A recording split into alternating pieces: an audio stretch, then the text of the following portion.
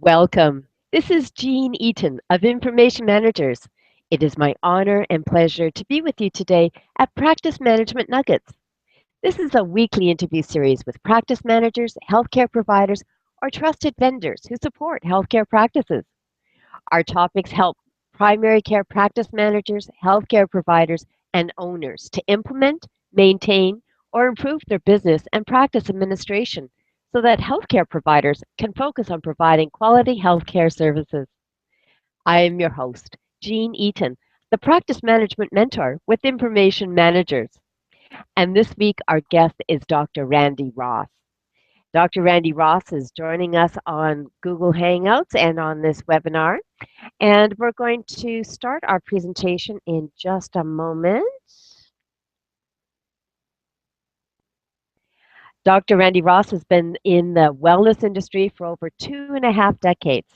In 1988, when she started her own practice in New York City, she soon realized that with a few successful practice models to follow, especially for women, that if she was going to survive, she would have to blaze new territory. And Dr. Randi Ross is going to show us how she's done that today. She began formulating and executing a business plan and a marketing strategy of community based programs and established a foundation for a successful and meaningful practice that had long term sustainable growth through establishing and cultivating important business, political, civic, and professional lifelong relationships. Dr. Ross offers very special niche marketing programs to healthcare professionals with a focus on the future of building long term success with a process that she has coined relationship marketing. Dr. Randi Ross is the founder of William David Company. Dr. Ross created Community Wellness Day, the most successful community program to brand yourself as the best and most well known provider of healthcare solutions in your community. William David Company also offers programs to ensure that you are addressing the professional appearance of your company that portrays in today's digital world. Dr. Ross says that many of the initial relationships you build with potential patients and customers today begins virtually. You may be scaring people away and not even knowing it. We help you to make sure that initiating virtual relationships is a snap. Dr. Ross brings a wealth of knowledge, expertise, and experience in truly understanding the pivotal moment that healthcare industry finds itself in to change the paradigm of health and wellness as it is perceived in any given community. She has agreed to share some of the guest strategies that she has shared with over 500 health practitioners just like you. Dr. Ross, it is a delight to have you here today. Thank you for joining us. Well, thank you, Jean, for so much for having me. I'm really excited to share some information and give some people some tips and skills that they can get started with right away. This is a 30-minute show, which is going to give us an opportunity to do a quick introduction around and doesn't get us a lot of time to get into too many details. But I am really interested to hear Dr. Randi Ross. For those people who can't necessarily stay with us for the whole 30 minutes today, what would be your number one tip to help healthcare providers develop their business and develop their relationship marketing? But, to me, the most important thing is one of those things that's so obvious. It's like your logo. It's the pink elephant in the room sometimes. So many health practitioners and maybe many small business owners, they don't understand the important aspect of really getting out into your community and getting to know people, and especially what I call the people, of power and influence. Um, and there's often this disconnect where people either they don't have the confidence, they might be a little bit insecure. Often healthcare providers are great practitioners and great clinicians, but not often great business people. And it's so important that you push yourself out to do that. And there are many ways that you could do it. There are certain people, and I'll just mention, a couple here as an example. One of the most important things that I like to teach about is building relationships with your local politicians. And often people will say to me, well, why would my mayor want to have lunch with me? And I have to explain to them that, first of all, you're one of their constituents, and that's always valuable to them. They really like to be connected with professionals because they know you have a vested interest in the community, and you're often willing to do things to support whatever their agenda happens to be. And I can kind of preface all this with, this has nothing to do with whatever your own political beliefs are. This is really just about being a part of a community. And very often you have knowledge, skills, expertise that they have a need for, especially in the healthcare industry, because no matter where you're listening to this from, there is a healthcare crisis. And communities are starting to recognize that they have to address this on a very grassroots local level to really impact change. So your local politicians are very often trying to implement these health initiatives, wellness initiatives, lifestyle initiatives, whatever they're calling it, but they really don't know how to go about it.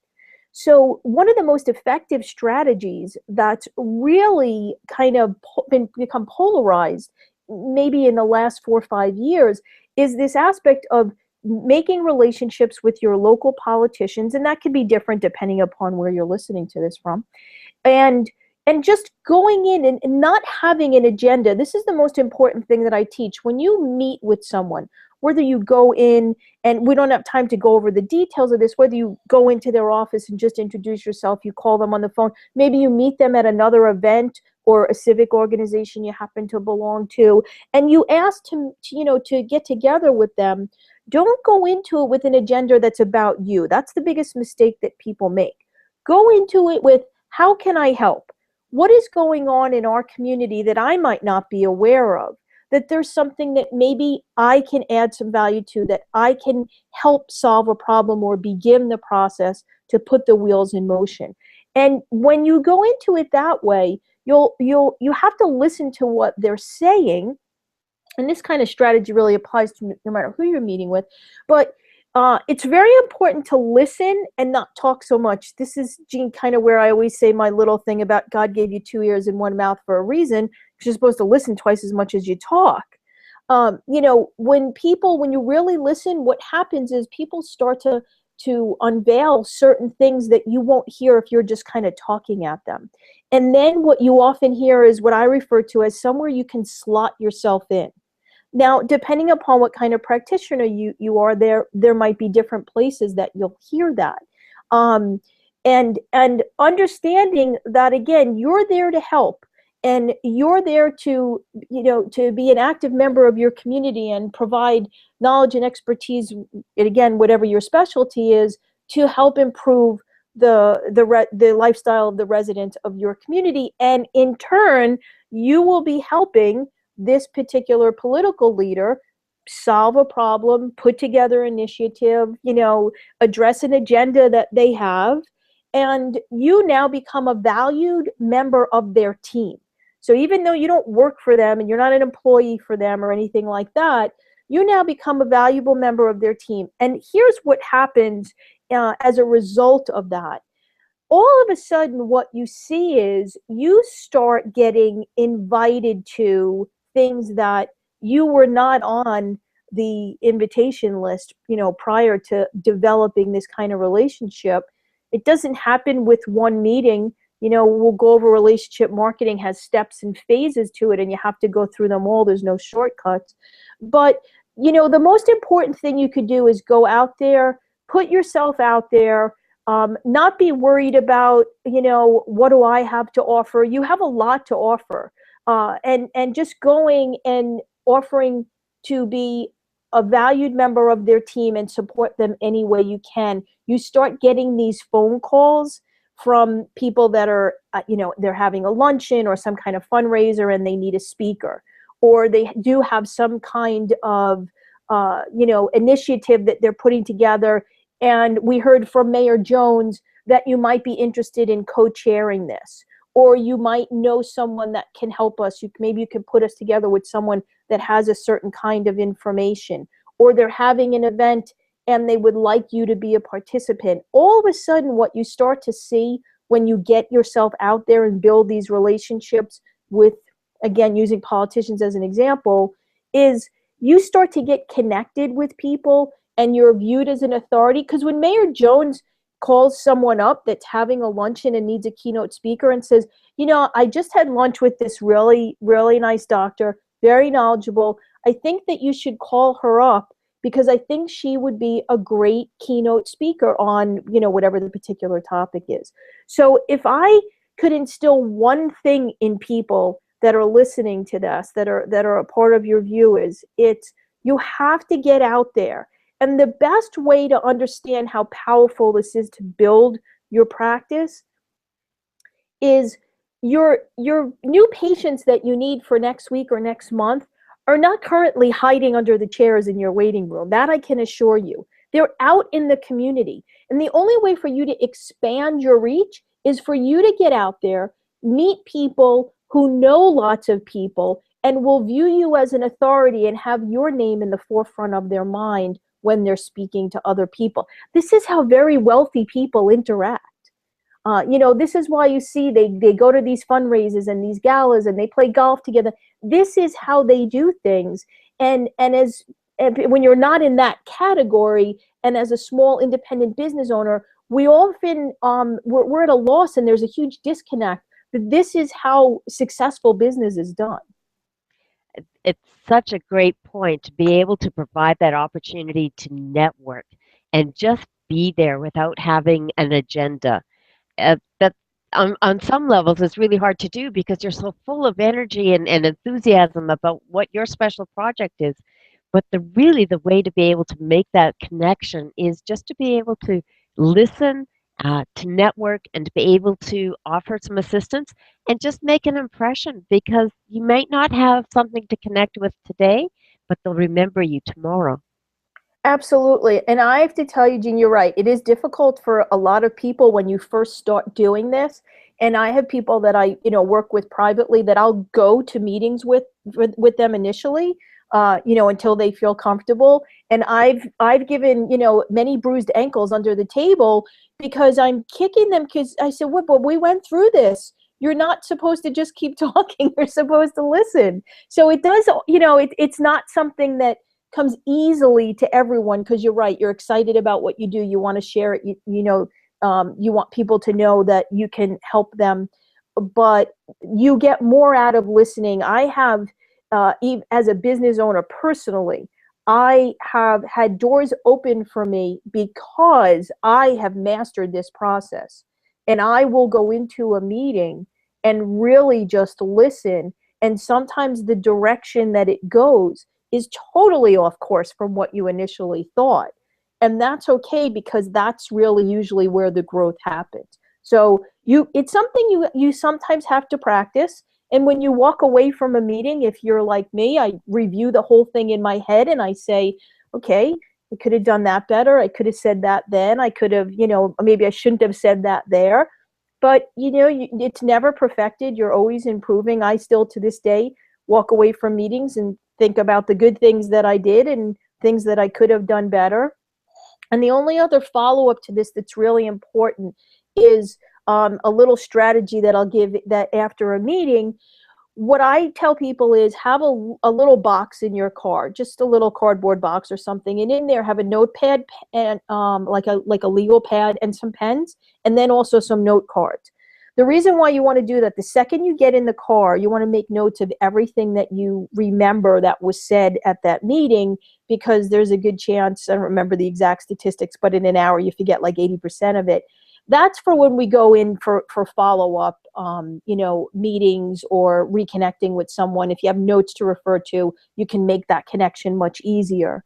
And also then the person really feels like you were listening because you remembered something important to ask them about.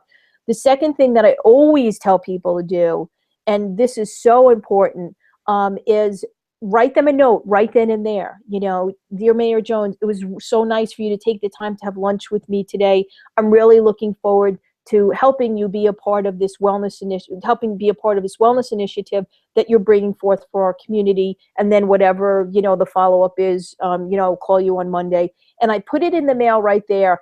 I have to tell you, I get more response from people from a handwritten note. I do this after my hangouts. Gina, I host my own weekly hangout, whoever my guest is. The second the hangout is over, I write a handwritten note and I put it in the mail the next day. So those few things, get out there, meet people. Not every meeting's going to be a slam dunk. Don't get discouraged if, you get a dud now and then. You gotta kiss a lot of toads before you get the frog, if that's the right way to say that expression. Make notes afterwards. That is one of the best strategies for any meeting, is just write down everything you remember for follow up. If they even mention something personal, like, oh, their kid broke their arm playing soccer, best opener is to say, hey, Mayor, how's your son doing? I know last time we got together, he had broken his arm. People really feel a lot of trust in you when they know that you were really listening. So those are my biggest you can do right now strategies. And I think the point about having that notepad is a great piece to have in your toolkit. Pop it in the mail, or when you've written it out in the car, go back in and leave it with the receptionist and get it hand Mhm. delivered. You've got immediacy, you've got personality, and you've got something that they're going to remember you by when they are reviewing their notes in their head about what important people that they talked to that day. And also, it's one of those things that most people don't do anymore. That's So it, right. it really stands out amongst the junk mail, because that's pretty much all we get anymore, junk mail or bills as far as snail mail. So when there's a nice little handwritten thank you note in there, it really goes a very long way. Absolutely. So, Dr. Randy, I want to remind people that when they're on the webinar today, and if you're on the Easy Webinar platform or on our website, you can download some resources from Dr. Randy to talk about the Community Wellness Day and relationship marketing. We also have our Learning Resources Guide that has the contact information for Dr. Randy so that you can follow up with her, participate in her weekly Google Hangouts, and her other ways that she's involved in social marketing. And I'm going to take us right away to the next slide to find out some more about relationship marketing. What are the best 3 steps about relationship marketing? Relationship marketing is simply 3 steps, but they're all very important. And you can't take any shortcuts and you can't skip them. And they're going to make sense. I always equate this to people understand. If you're married or you've ever been in a relationship, you go through certain steps, and it's just like that in business. First, you have to initiate the relationship, and there's a lot of ways that you can do that. Like I said, you can call someone, you could pop in their office, you might meet them at another event, or today you can initiate relationships on social media. There's very specific ways to do that that take kind of a long time to explain, so I'm not going to go into them, but you can do that. Once you've initiated, you have to cultivate that relationship. This is the courting stage, so to speak. This is where we're getting to know people, we're listening, we're finding out how we can help. And then the most important thing, and I will say this is where most people drop the ball, Jean, is the sustaining of relationships. You can't go to lunch with someone one time and expect there to be huge outcomes from that. Does it happen now and then that you kind of hit a home run and you just happen to be in the right place at the right time and something big happens? Yes, but that's not really what this process is about. Sustaining is, staying connected with someone. If you haven't seen them or spoken to them in a month, just pop McCoy, I was, just wondering how you were doing, or how is that project going that you mentioned the last time we got together, or I know we said we were going to reconnect about whatever you had spoken to them about. You have to stay connected. You can't meet with someone once a year. This isn't like your accountant, and expect to have a long relationship that's really going to give you, and what I refer to, as you see here, as long-term sustainable growth. That's what relationship marketing gives you. That's very different from any other marketing process that I've ever known, and I've been in business for over 25 years. These are the kind of things that when you take the time to do this, it serves your business, your practice for years, if not decades. I still have, because I lived this process when I was in practice, I still have connections with people, even though I haven't practiced for a very long time. I still have connections with people that now and then I get information from, notes from. Now they know this other aspect of what I do, and they'll often reconnect with me. It can be lifelong if you take the time to do it properly. So There's no shortcuts. You cannot skip these steps. It does take some time, but today, if you are in any kind of business, you have to have time carved out for marketing. You know, the days of 25 years ago when marketing was a yellow page ad and maybe, you know, an article in a newspaper now and then are gone. If you're going to be in business today, you have to do this. This is going to get you the maximum amount of exposure and growth out of anything you do. This is not about short-term gratification. You know, so if you're the kind that just, you know, I want to do this and I just want this many new patients and I'm happy, this is not the right process for you. You know, that's not what I teach. Everything I teach, because this is the way I've always run a business, is I want to get the most out of anything I do. So if I spend an hour having lunch with someone, I want to make sure that that relationship has kind of, you know, has roots in a way that I can continue to grow that relationship and sustain it so that it has an impact on me, myself, and my business for years to come. So 3 parts, you can't skip any of them. And there's no shortcuts, and you have to be patient. It really is that kind of thing. You know, you're like I said, you're not going to necessarily go to lunch with someone one time and hit a home run. And you have to be in a position where it's not about you. That's very important. If you go into meetings like this and this aspect of relationship marketing, where you're just someone that it's all about you and about your self-serving business, I can tell you that you probably won't get good outcomes with this. So that's kind of a very Reader's Digest version of relationship marketing. But I will tell you, the most effective tool, it's timeless, which is really important. You know, it isn't like, you know, the marketing thing of the day. People have been doing this forever, and it's the one thing that will continue to work. Okay. So relationship marketing is a key point about doing that networking piece. Can you help us, Dr. Randi, with letting us know about the community health programs? How does that help us and with the relationship marketing? Well, you know, one of the things that's really interesting about community health programs, and you know, let me just give a very like kind of short description. A community health program, in essence, is what you're already doing or should be doing. And what I mean by that is, you know, we all kind of, you know, go through our business where we meet people, we tell people what we do, and we, you know, hopefully get them as patients, clients, customers, whatever your terminology is.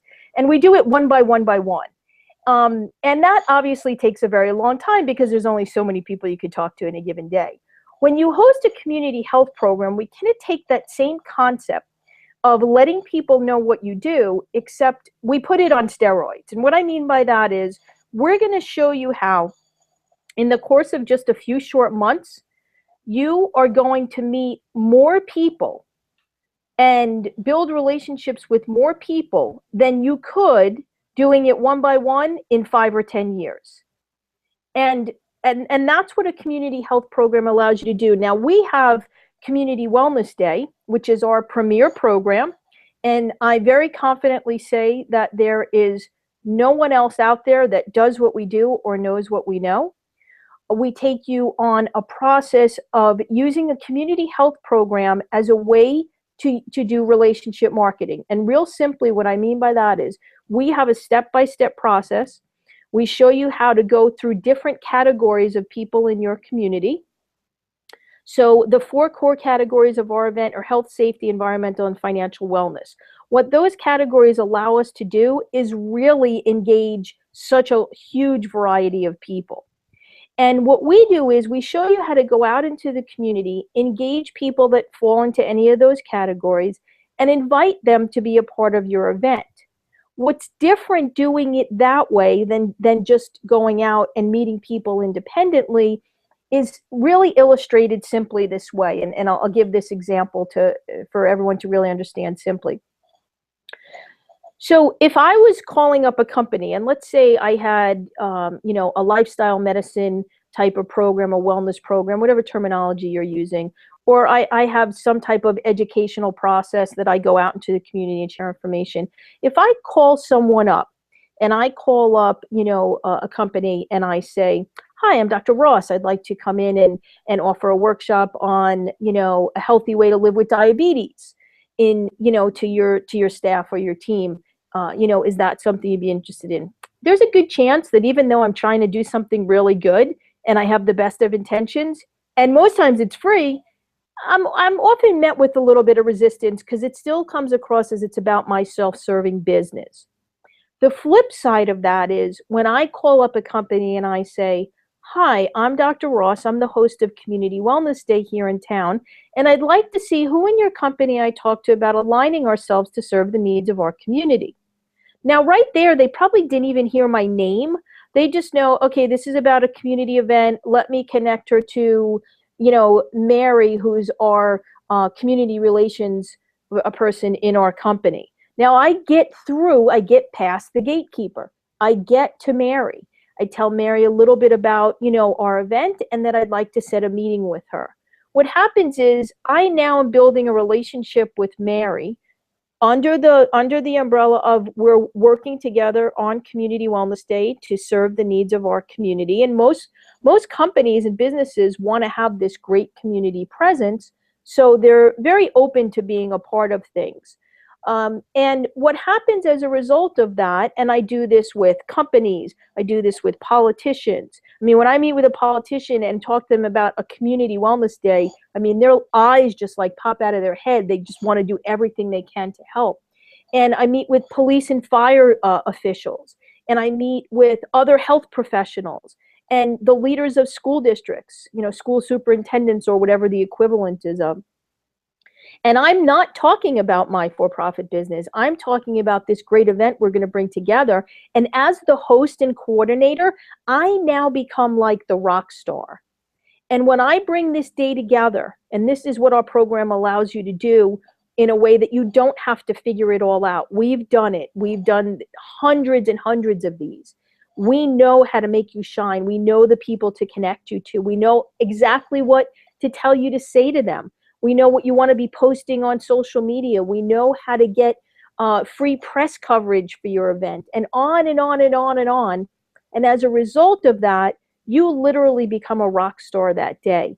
You've now met hundreds of people, if not thousands in some instances, that come through your event as attendees. We even give you the strategies in that of how to have an effective screening area. In other words, what the steps are, what you want to be doing to be able to speak with as many people as possible. That's a very important part of what you do. And we have a lot of different strategies that go with that. But now you've created this day, and everyone wants to know who you are, come over and shake your hand, want to know when you're hosting it next year because they'd love to be a part of it. Now you, as an independent business owner, have just been responsible of bringing together dozens of local business services and companies to provide information to the attendees. And as well as, your media coverage, again, is coming out the day of your event. It's just a way to position yourself, to elevate your credibility in the community, as well as your visibility in a way that I very clearly can say you cannot do any other way. You cannot do this one by one by one. There's no physical way you can do it. But when you host an event, it is often a practice-changing experience for most people. Very different from, because there's a question I get all the time, how is this different from me participating in someone else's event? When you participate in someone else's event, you show up an hour before, you set up your station, you talk to whoever comes by, you break down, you leave. Very often, you're not getting the interaction with very many people. But when you're the host, it's the old Cheers thing.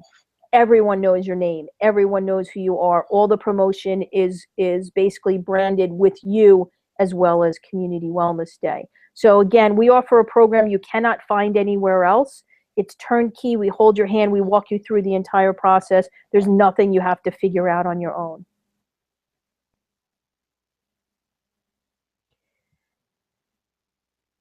So, Dr. Randi, I have to let you know that I'm having some audio problems. So I actually hear two of you talking simultaneously, but that gives me the opportunity to hear twice as much good things. So the Community Day is a way to be able to invite like-minded organizations in your community so you can build those network opportunities. And your program for Community Wellness Day walks us through those events and those planning in a step-by-step way so we don't make any missteps. Can you tell me some more about the program? And you have a fantastic offer that you're making available to our audience today about Community Wellness Day and the grant that you have available to us. Yeah, we our program is very streamlined. You need 1 to 2 hours a week. You can turn it over to a staff member if you like. That is fine for you to do, but you, as the owner, you want to be involved. And we take you through weekly trainings. Everything is in our members only area of our website, which you would have access to as a member. You don't have to figure anything out. We give you any letters or flyers or press releases. Everything's done for you. It's very, very streamlined. There's no fluff. That's the way we are. We teach you, you implement, you're successful. We even do post-event coaching and training because the fortune is really in the follow-up. People that do events and don't do an adequate follow-up, I can tell you, often leave upwards of $100,000 to $200,000 on the table in growth in their business and opportunities. So what we're actually offering today is we have a family that every year give us 10 grants. They're $1,000 each for us to distribute to people that would like to be a part of our program and host an event. They think that what we do is very important in communities to really change the mindset of what health and wellness and what lifestyle medicine should be. And so they graciously offer these every year. Normally I split them up, but I told Jean that I would offer them here. It's first come, first serve. That's just the way it is. The other great thing about acting today is that you will get advantage of what we call early bird training. Early bird training means you have one-on-one with me privately. So it's like if you were a private coaching client with me to get you started hosting, taking care of some of the tasks within your event. So by the time the formal training starts in a couple of weeks, you already have a number of things in the can and you're already rolling. That alone is worth a few $1,000s just to have private time with me and for us to really brainstorm and take a look at, you know, maybe certain particular things about your practice that we can really expand on and make sure that you're maximizing all your efforts. So we're here today to help you. We want you to get started. You will never have an experience like this anywhere else or any other way. Anyone can do this and everyone should. To my listeners, this is a huge opportunity. This is an early bird opportunity to have some templates and resources in the community, and most especially a private coaching opportunity with Dr. Randi for those people that are able to sign up and join this opportunity right away, and you'll get a head start on developing your Community Wellness Day, give you all sorts of great opportunities to develop those relationship networking that Dr. Randi has been talking about, promote yourself in your community, and all the steps are there. And the other thing is that this is all repeatable. It's all something that you can repurpose on an annual basis. You can change the theme, you can change the location, make it update and current for you on a regular basis so that you can establish long-term practices and long-term growth for your business. This is very generous, Dr. Randi. Well, it's my pleasure. I'm just always excited to get people started and really have them see, you know, what a huge impact this can make. I mean, we have had people over the years that have doubled their practices. You know, they've had events where first time out they have 1,000 people, second time out they have 4,000 people show up. So for an independent business person to be able to pull off an event like that by simply following our step-by-step process is really an amazing opportunity for them to grow and position their practice. To be able to have the assistance to provide the event planning in a way that is going to be develop that networking opportunity and make it repurposable is a huge piece. You also help them with the social media side of things. So for those of us who aren't as tech savvy, haven't crossed that into that big dark side yet, your program helps us with that part in our virtual engagement. Is that right?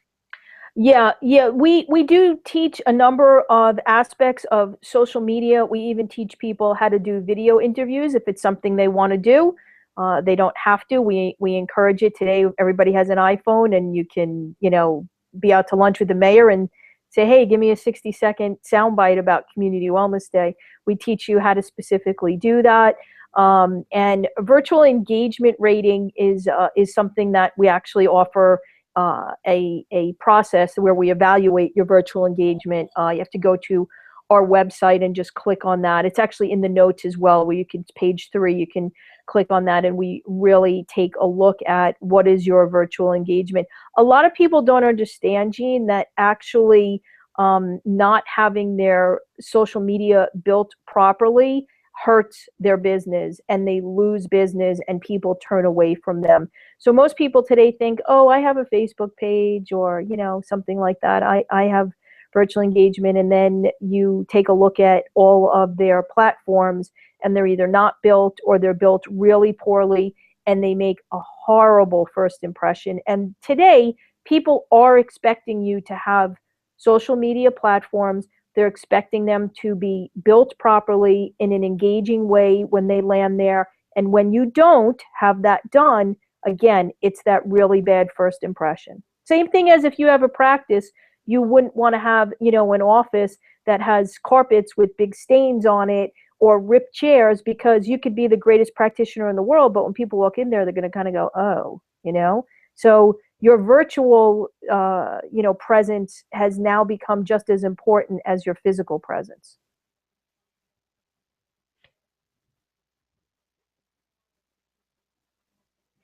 So having that social engagement, that social media piece is one of those ways that you're going to build that engagement and be able to continue that relationship that you're building with Community Wellness Day, and just having a little spiffy and making sure that it's somebody better than your neighbor is certainly going to help your practice.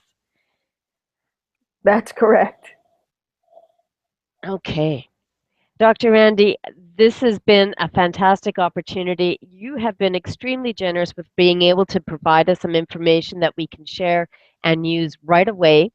Um, I want to remind everybody that this opportunity for the Community Wellness Day program is available today. You can sign up for the grant, and we've given you the um, website link so that you can participate with that. If that doesn't work for you for some reason, you can contact me or Dr. Randy directly.